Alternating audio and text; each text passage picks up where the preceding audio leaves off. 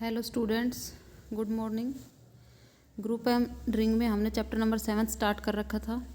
उसमें हमारे पास आगे थ्योरम है, आगे क्वेश्चंस हैं कुछ।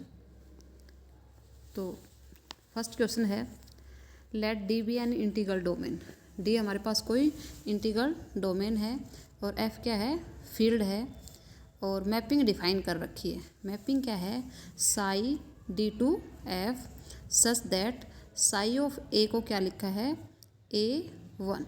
ठीक है, for all A belongs to D show that psi is an isomorphism of D into F. Psi को हमें यहाँ क्या दिखाना है, ये जो फंक्शन जो हम लेके चले हैं डी टू एफ, इसको आइसोमॉर्फिज्म दिखाना है। इट मीन 1 1 on 2 दिखाना है। ठीक है, तो इसके लिए पहले तो जो गिवन था वही लिखा है कि साई हमारे पास डी टू एफ एक मैपिंग है और हमने दो एलिमेंट ले लिए, A B belongs to D. और जो साई ऑफ ए है वो क्या दे रखा है, A1 for all A belongs to D. तो साई ए प्लस बी को हम कैसे लिखेंगे भाई, यहाँ साई ए था तो ए आ गया था, यहाँ साई ए प्लस बी है तो यहाँ क्या आ जाएगा, A प्लस बी 1। इसको हम लिख सकते हैं A1 प्लस B1। तो ये वैल्यू साई ऑफ ए की हो जाएगी, ये वैल्यू साई ऑफ बी की हो जाएगी। तो होमोमॉर्फिज्म की जो फर्स्ट कंडीशन है वो प्रूव होगी। ऐसे ही जो सेकंड कंडीशन है वो क्या दिखाएंगे, psi of A B is equal to psi of A into psi of B. तो साई ऑफ ए बी को क्या लिखोगे, AB1। इसको हम लिख सकते हैं A1 और B1। ये वैल्यू साई ऑफ ए है और ये वैल्यू साई ऑफ बी है। तो psi of A is equal to क्या हो गया, साई ऑफ बी। तो साई ऑफ ए की वैल्यू A1 थी और साई ऑफ बी की वैल्यू क्या है, B1। जब ये दोनों इक्वल हैं, इट मीन्स ए बी के इक्वल है और 1 के इक्वल है, तो यहाँ साई हमारे पास क्या हो गया, 1 1 हो गया। तो फर्स्ट सेकंड और थर्ड से साई क्या हो गया, आइसोमॉर्फिज्म हो गया D2 इंटू एफ। ओके, अब नेक्स्ट क्वेश्चन है, आर हमारे पास रिंग विद यूनिटी है। Let us consider a ring. हमने एक रिंग ले ली R डैश। ठीक है, under operation addition and multiplication defined by A plus B को कैसे डिफाइन किया है, A plus B plus 1 and A multiply B को क्या लिखा है, AB plus A plus B where AB belongs to R।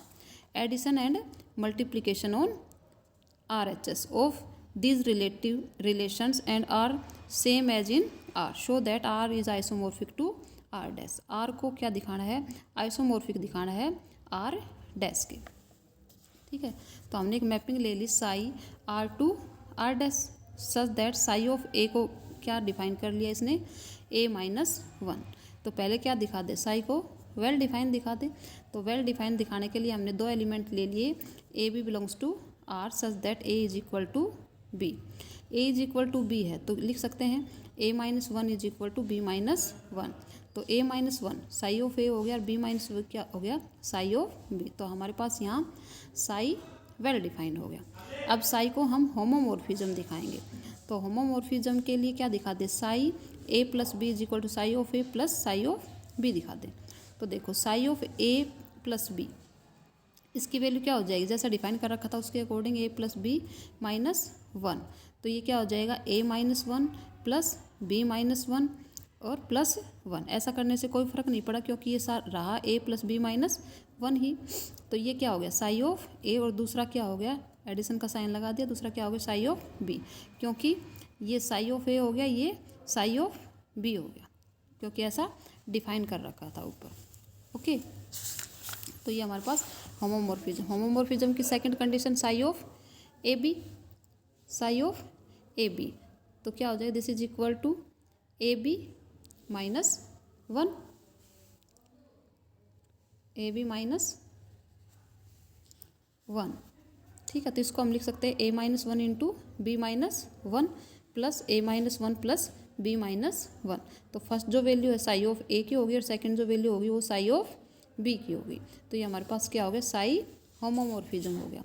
अब साई को क्या दिखाएंगे, 1 1 दिखाएंगे। तो 1 1 दिखाने के लिए हमने दो element AB belongs to R ले लिया। तो इमेज इक्वल लेके चले, psi A is equal to psi of B। तो साई ऑफ A की वैल्यू A-1 थी और साई ऑफ B की वैल्यू B-1। तो यहाँ से इससे ये हो गया, तो ये हमारे पास हो गया a is equal to B. क्या आ गया? a is equal to B आ गया, तो साई हमारे पास 1 1 हो गया। ओके, अब साई को हमें ऑन टू दिखाना है। साई को क्या दिखाना है?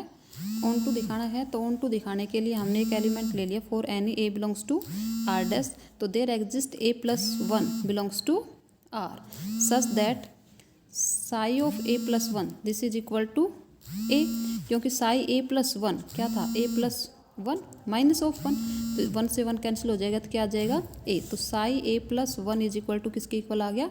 a के इक्वल आ गया। तो हमारे पास यहाँ साई ऑन टू हो गया। तो 1 1 ऑन टू और होमोमॉर्फिज्म तीनों ही कंडीशन हो गई, तो ये हमारे पास क्या हो गया?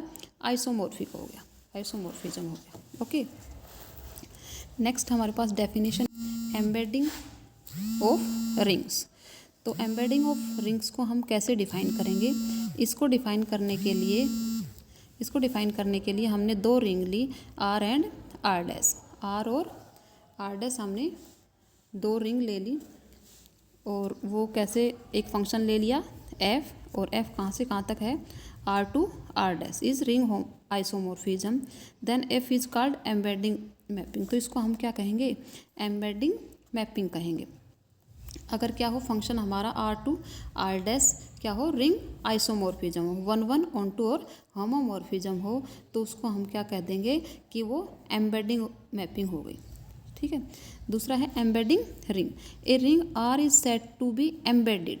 एक रिंग को हम एम्बेडेड कहेंगे in a ring R dash if there exist is subset, if there exist is subring. अगर हम वहाँ क्या एग्जिस्ट करे? एक subring S dash of R dash such that R is isomorphic to S dash. अगर वो ring are क्या हो जाए? आइसोमॉर्फिक हो जाए एस डैश के, तो वो एम्बेडिंग रिंग हो जाएगी। और दूसरे शब्दों में हम कह सकते हैं A ring R is said to be embedded in a ring R dash if there exist a 1 1 homomorphism. क्या एग्जिस्ट हो? 1 1 homomorphism from R to R dash. Okay, तो ये हमारी सेकंड डेफिनेशन होगी।